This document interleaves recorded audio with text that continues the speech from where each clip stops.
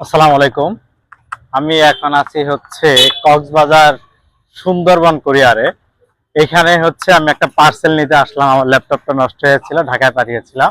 কক্সবাজার সুন্দরবন নিয়ে কিছু তথ্য আপনাদেরকে জানাইতে যাচ্ছি। সেটা হচ্ছে কক্সবাজারের সুন্দরবন অন্য অন্য সকল কুরিয়ার থেকে একটু আলাদা।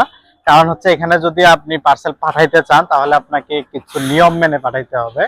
যেমন হচ্ছে আপনি যে জিনিসই পাঠান না কেন সেটা এখানে এসে একদম খুলে দেখিয়ে তারপর পাঠাইতে হবে।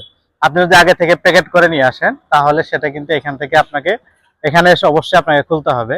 আপনি যদি ধরেন কোনো ইলেকট্রনিক্স ডিভাইস অথবা যে কোনো কিছু নিয়ে আসেন সেক্ষেত্রে কিন্তু আপনাকে প্রত্যেকটা পার্ট বাই পার্ট খুলে খুলে আপনাকে দেখাইতে হবে।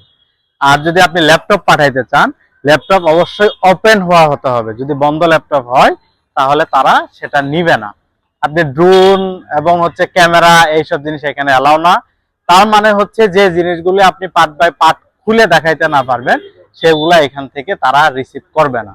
এরপর হচ্ছে এখানে এনআইডি অবশ্যই মাস্ট লাগবে। মূলত হচ্ছে এইটাই।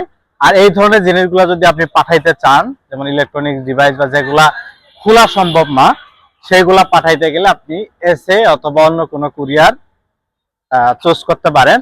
সেক্ষেত্রে যদি আপনি সুন্দরবনে আসেন সেক্ষেত্রে আপনাকে ফেরত যাওয়ার সম্ভাবনাই বেশি। সো